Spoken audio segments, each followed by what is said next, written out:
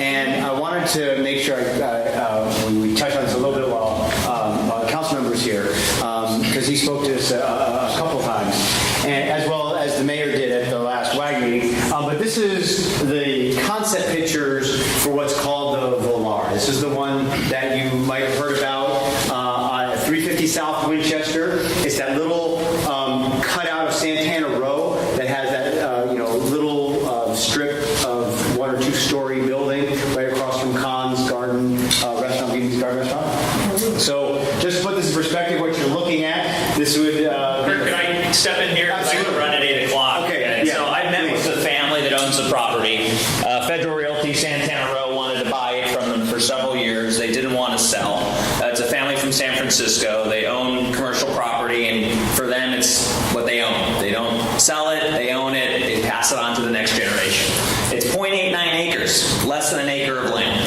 It's zoned commercial, but the city of San Jose allows something what's called a signature project under the general plan.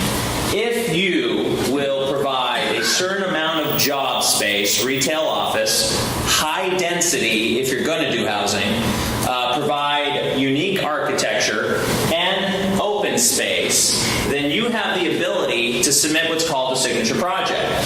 We have had people come forward to submit signature projects in the past, and basically what they do is they put a Quiznos at the bottom, and they go, there you go. And that's not what we wanted. So this is actually the first project that's actually met the bar for signature because of 50,000 square feet on the bottom of retail office, then the 330 units up top, which is truly high density, the open space. So rather than build to a square, which most people would do, maximize every square inch, they put a unique design that you've never seen ever in the city of San Jose, and frankly you only see in some very exclusive large cities around the world.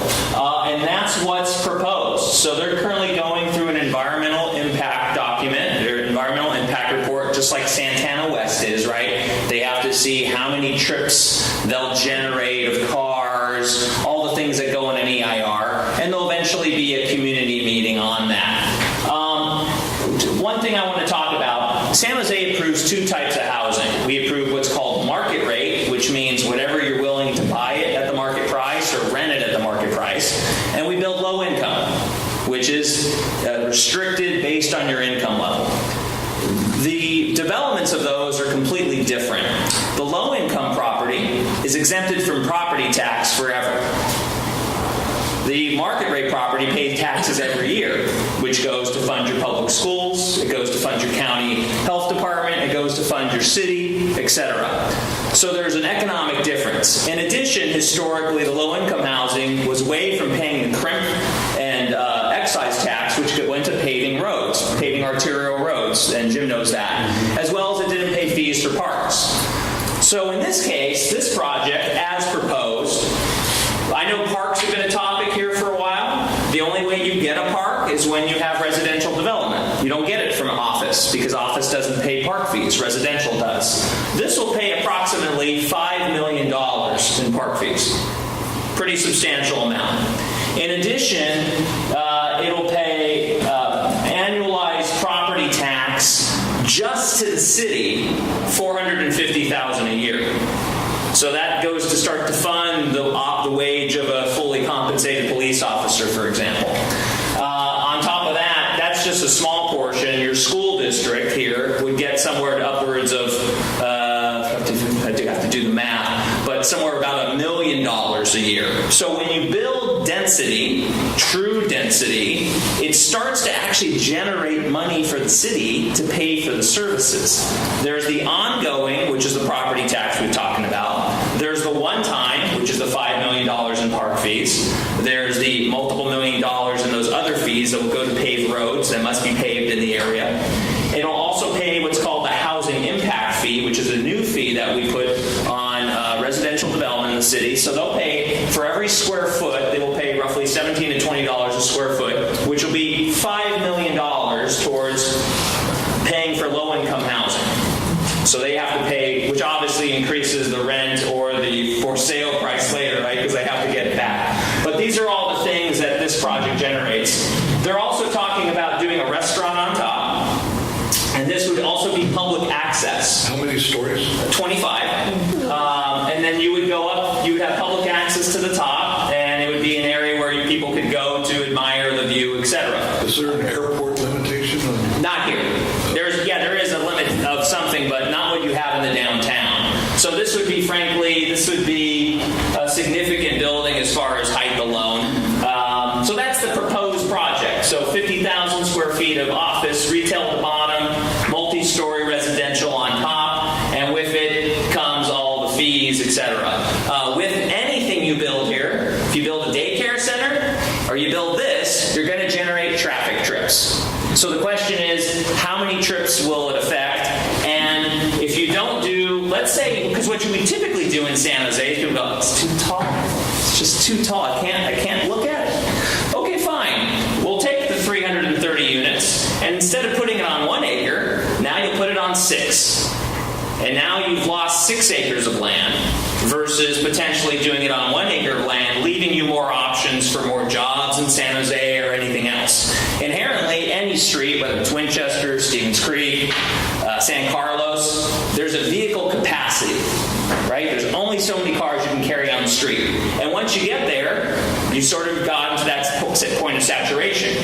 So you can get there with slow cuts of bleeding, or you can get there with something very big and prominent and get something from it. It's two different ways of looking at it. So this will come forward. They're going to go through the whole process and come to City Council, and that's the project. I'm quoted in the Business Journal as supporting the project, and I do because of the economic benefit, and I feel one way or the other, the units are going to come to Winchester, and it's just a matter, do you want it on 1 acre, or do you want it on 15 to 20 acres, which is eventually what will happen because every other parcel will develop over time. So this is that, and I can't speak for them because I'm not them, but like I told you, I did meet with them. It's on my calendar. I met with the family and the architect, and they wanted to understand, would this be something, I would, what was my sentiment on it? And I've always been very pro-high-density. When I campaigned, I talked about high-density, I talked about height, and I'm also very cognizant of the service requests residents have. And if you have the opportunity to build your city in an economically strong way, then this is the type of housing you do it. But guess what? It doesn't mean you build out Coyote Valley, which is the agricultural area between San Jose and Morgan Hill, with a bunch of single-family homes, because that's where we lose cash. Because you have to then build a street infrastructure, a storm sewer infrastructure, a sanitary sewer infrastructure, all those traffic lights, or street lights and traffic lights, etc. So this fits in. So that's Police substation, etc. So when these buildings all come up to us and other neighborhood groups, the big deal always is neighborhood parking, right? So when you got a situation like this, and we know the rule from planning, you Right. got like 1.5 parking places Exactly. for every 3-bedroom apartment or whatever it is. 6 people live there, but you only have 1.5 cars. I don't know how they thought of that, but maybe Jim. There's a whole formula in Jim Helmer to talk about if we had more Jim time. Helmer invented that formula. I have the other half of that parking. But let me just say, Yeah. got something like this, now's the time to change that parking rule so it's reasonable, so that you don't have 1.5 parking places per unit, and you don't have this big fight with the neighbors on and on. Well, it's an argument that is made every time. I just admire the pizza, especially the mushroom. Wait. But I'm with you. But it doesn't make a difference whether it's this project, a daycare center, Jack in the Box. There's never enough parking. Someplace, Never enough. Someplace you have to draw, like George Bush said, put a line in the sand, right? Someplace we got to change that rule because it's not working. So the rules are set up to provide property owners some certainty, and they're done on some level of statistical analysis to say the average number of cars owned by square footage in apartments, because you can't say you have to have 1 car for every bedroom, because that doesn't work out, right? Now some people, because the state of California doesn't allow us to restrict how many cars can be in a household, because that would be discriminatory based on how people form families. But, so some people might be your neighbor, right? Steve, my neighbor, he's got 7 cars. There's 2 driving adults there, right? But he's a collector. Versus some people, though, they might only have 1 car that's shared. So that's why you get these funky things like 1.5, etc. This project, based on the square footage and number of units, they provide to the T the number of parking spaces that the planning department requires. Right. Now, it's clearly acceptable for the environmental impact report to use for you to say, I think they should provide more parking. We have enough developments going on in San Jose and other places that you have historical data that tells you that if you have 650 units, okay, you're going to have that many cars on average. So your concerns are there's not enough parking. You take a look at Can I summarize this? Because I can't stay the whole night. All right. Would you say your main concerns are, does it make a difference if this is 25 stories or 20 stories, there's not enough parking? the 1.5 unit rule is not enough. So your issue is the whole city's ratio of parking to housing unit, in your view, it's too low. Correct. Got it. Okay. Yes. 2 or 3 questions. Yeah. Is this in your district or Chapman's? It's in my district on the Santana Row side. Okay. Do you have any reading on how Santana Row feels about it? They are in favor. They are. Well, let's put it this way. They're not opposing. Okay. And, in one way they could, right? Because if this uses up their traffic capacity, it means Santana Row can develop less, right? But in this case, they haven't challenged the project. We'll get more shopping. Yeah. I mean, it is unique because if you live in this thing, you might be working at Splunk a year from now. You might be shopping across the street at the new grocery store. So there's arguments made both ways. Okay. And then a little bit about the technology thing. We sat in another meeting about the hoses strung across Stevens Creek Boulevard, and they're using data from 4 or 5 years ago to make predictions about the impact of different projects on Winchester. And the intersections are scoring like F level. Well, I think I was in the presentation. They were C. Yeah. Well, I think some of them, like the Monroe intersection, is a level F. Right. Several intersections are just already not making. Yes. And of course, traffic is going to be a consideration. I'm always struggling with the fact that I live here in San Jose. Right. I own 4 elderly care homes, as you know, and I'm paying tremendous property taxes. Which we only get about 12 to 14%. My next door neighbors are paying because they bought. I'm post Prop 13. Yeah. They're paying 11, 1,200. Right. I'm paying 40,000 a year. Right. Property tax. So it's a disparity. My son, representing a new generation, we're talking about things like rent control. I believe that in a market economy, when you can build enough supply, then you can meet the demand, and then rents don't have to just skyrocket. But if you suppress supply, yet the demand, going towards Vision 2040 of 400,000 new residents, where is he going to be able to find an affordable place in the future? And so, a lot of us have a vested interest because we're old-time homeowners who've gotten our piece of the pie, a single-family house in the burbs. But, I think we really do have to consider the next generation. We shouldn't just be so selfish, personally.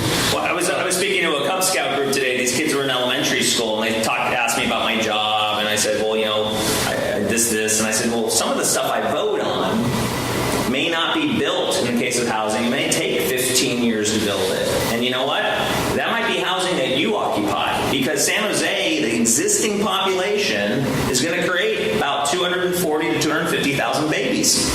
You just had one left? And some of those kids are going to live here, and you're not going to build housing tracts like you did in the past. If you got a single-family home, consider yourself lucky and fortunate. It'll continue to rise in value because we're not building those anymore. Everything else of the land that's left is high density. So that's where that is. Yes, Daphne. High density is not bad when you've got infrastructure to handle it. And when I've been looking at the environmental impact reports that have been coming out on some of the high density housing, it seems like the city council, planning commission, they're all ignoring the parts of the EIRs that basically state can't mitigate this just so we're going forward. Yep. We know that it's going to be bad, it's going to be awful. But it's an acceptable level.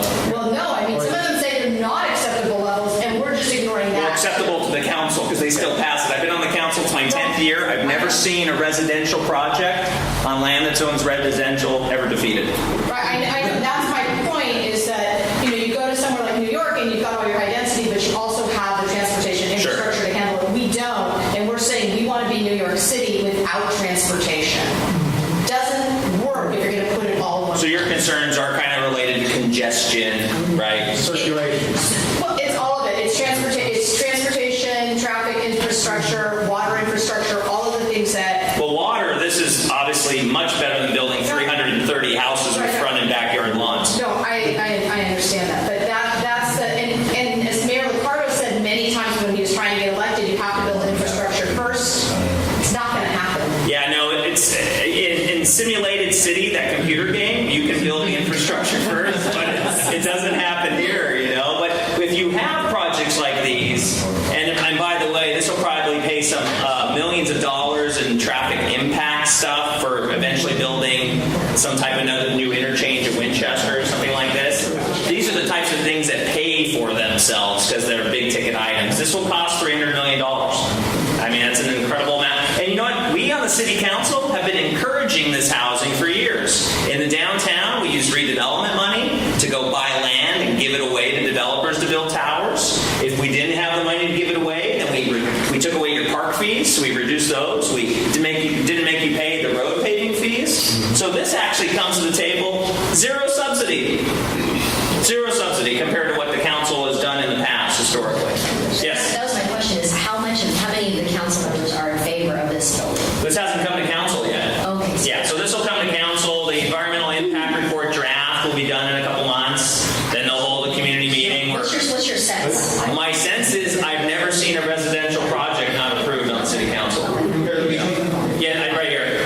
Earthquake safety issues with that tall building?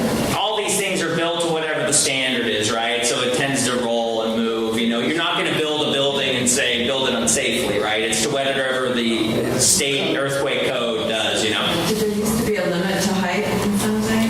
Yeah, I think there was a limit to height in the airport flight path. There's never, so for example, remember the Pruneyard Tower that's been there for 30 years or whatever? Obviously, when you're not under the airport, you can build whatever you want, right? So this doesn't have that type of issue, height limit. Excuse me, Yes. a couple things. So I was with planning last week, we were talking about this. The FAA does have a height limitation, but this is under that. Right. The height limitation is because of circling, not because of one engine inoperable or dumping fuel.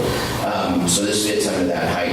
We haven't had the EIR scoping meeting yet. There's been No, that will be scheduled later once the draft is out. So you'll have a meeting so you can have a draft to critique.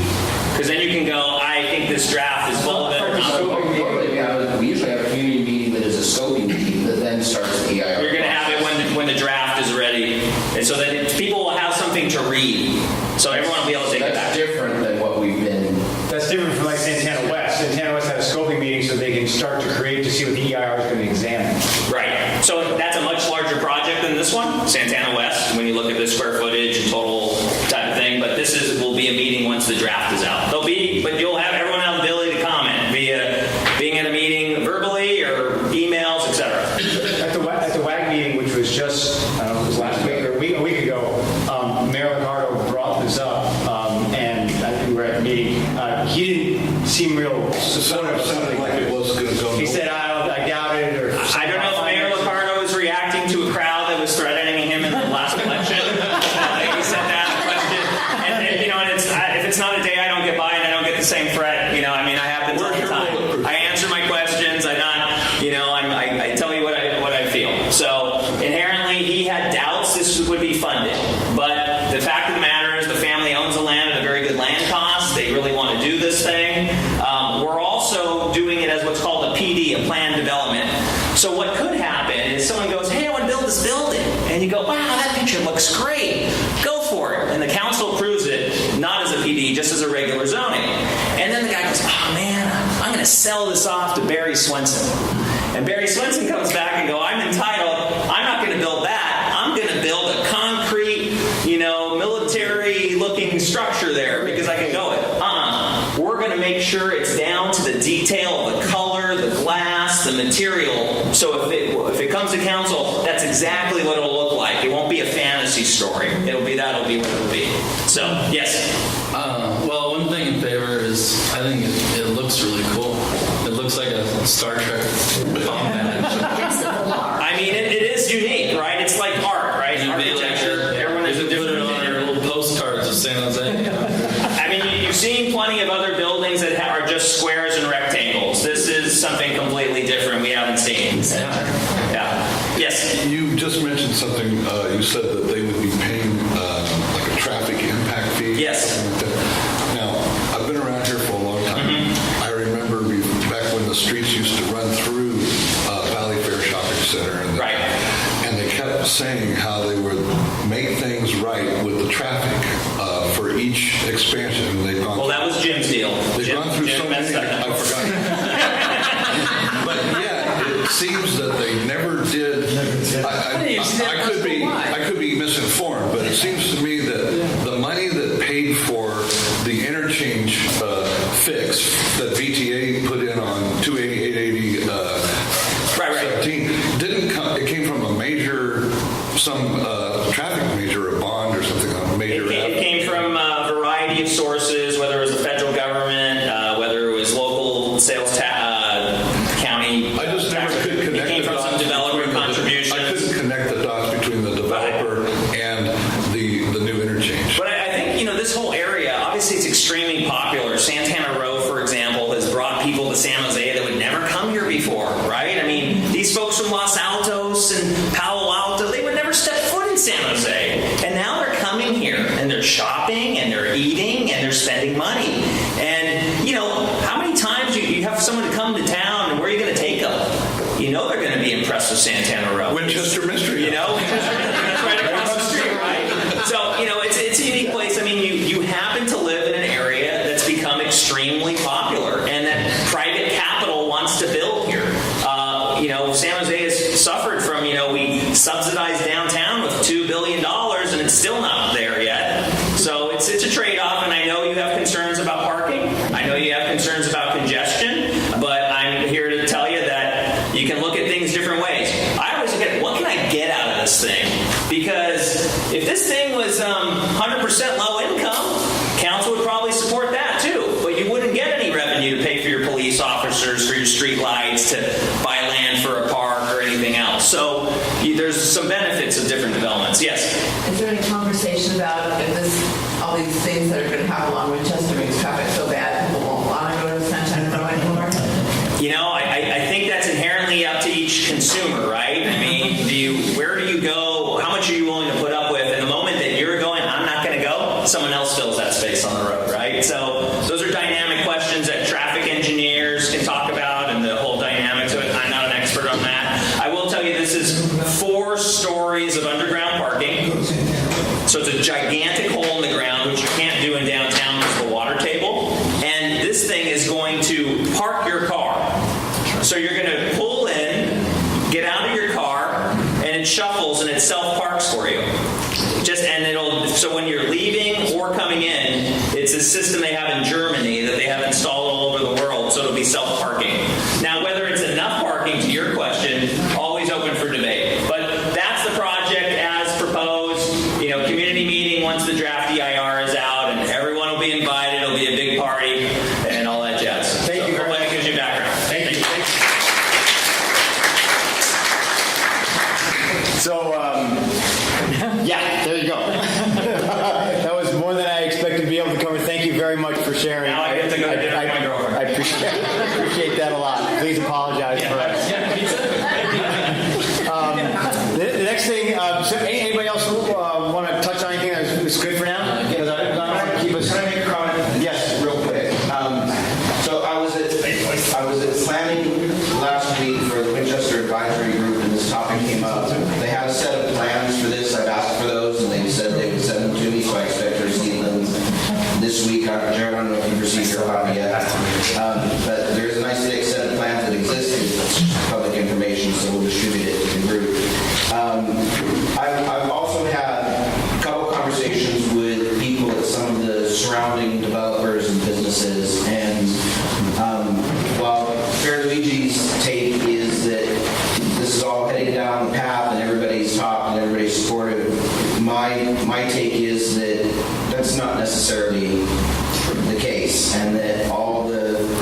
potentially surrounding business owners and developers are not necessarily in mind. So I think take a deep breath. I think there's a lot more of the story to come out, whether you support it or not. And it's clear that Pierluigi does, which is fine. But I wouldn't. It's not time to freak out. It's time to take a deep breath and let's look at the papers and see what really comes through, and then work as a community to address the issues we have. That would be my. And I've reached out, I've reached out to Sal Caruso, the architect, when this first came out. He's been invited to come. Any feedback we can give him, I said it's going to be on the agenda tonight. You're welcome to join. We're going to get in the line of fire. And he said that he's got some commitments. So any feedback we have, I told him I'd get to him. I just wanted to echo Steve's sentiment and comments. I think, you heard one side, but I think still a long way from any approval or any kind of final plans or anything. I think there's a lot of different opinions on it. That's why I asked, how many council members do you think actually support this? He's the only one that's really taken any positioning.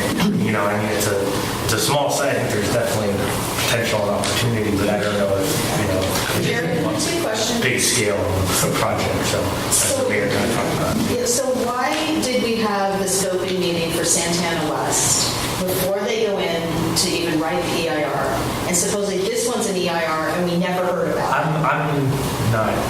I don't know when. I'm going to verify. Yeah, that was weird. That's disturbing, actually. I wasn't actually aware that EIR started yet for this project, nor that it could. When we heard from the plant, you were in that meeting. Yeah. Heard from the plant. I'm not under the impression that EIR actually started. It says being drafted on now, this. right? Yeah. So It sounded like the things that would trigger that haven't even been filed yet. no, it's really, this is now tied with the transportation development policy that's going through the Santana West EIR.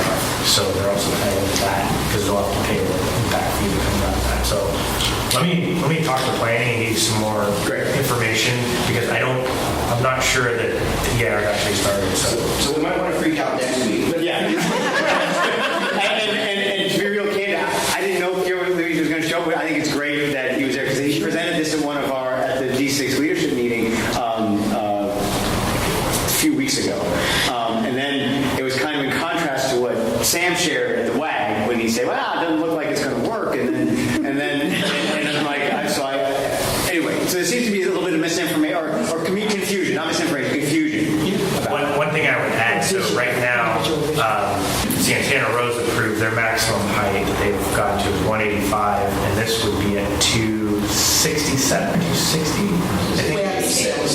Yeah, so I mean, you can get an idea of how different the character is compared to what is in the area. So Another 80 feet or something. Again, as we talk about vision and innovation or forward thinking or whatever, I know that there's a lot of sensitivity and rightly so to height and all this. But it might be the case, depending on how things play out, that 30 years from now, 286 feet doesn't look that tall. It's just right. And I had this conversation with the planning that I think the reality that's hard to stomach is that we've gone from 100,000 to 200,000 to 500,000 to 1 million people. There isn't anything that's going to stop us from growing, and we happen to be the generation that not only gets to potentially say, here's what 50 years from now it looks like, but we're also in the pain point where we are going to bear the brunt of traffic and development and lack of infrastructure and everything. And 20 years from now or 30 years from now, the people that hear everything might be going along smooth, just like in 1975, Town and Country was built and everything was great. And, we all love that they're here now, Town and Country Village maybe. But before Town and Country Village was there, it was a different game again. So we keep going through these cycles. My suspicion from talk planning is the population is going to increase. There's really nothing, even because of just the native-born population. So we're going to live through a lot of dramatic change and probably feel a lot of the pain one way or another. And some of us will choose to get up and leave. My wife and I talk about that. Where can we go get 5 acres and just be quiet out in the, wherever? And some people will adapt and change. And Pat's son might be thinking, I'm going to live in a Star Trek building.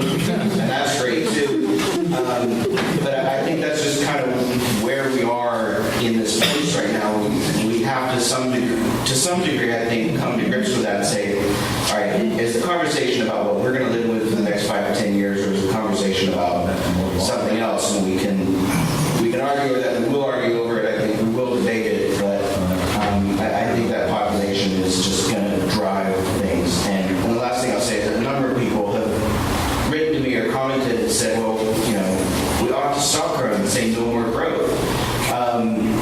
And it's an interesting prospect, but that only works if we say to Apple, Intel, Facebook, and all the other technology companies, we don't want you here. You can't add employees. People can't have children. You can't do these things. So if we want to shut everything down, we won't grow. But that's not realistic. Or you can't live longer. The reality is, as you're going to hear on Monday, if you attend Don Wheaton's presentation, of the people that are going to be, the 400,000, 30 plus percent are going to be seniors. We're just not used to living this long. That's great that technology has gotten us to where we are, but the counter is we now have more people that are going to be in our cities longer. Yes, sir. Kirk, it's very high probability that a large majority of the residents in there will be seniors. Few children will probably live fewer in that type of a development than in single-family residence. And the more seniors that you have in a facility like that, less impact on schools. They're not driving at commute hours by choice. And a lot of them will choose to abandon a car because one will suffice if the transit system doesn't pick up.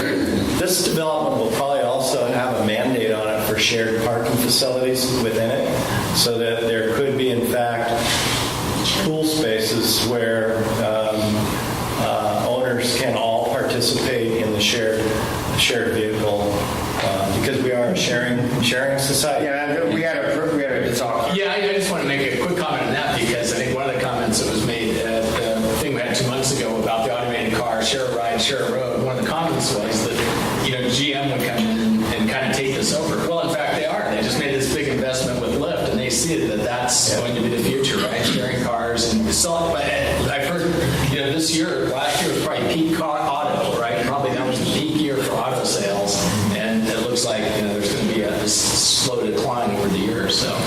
So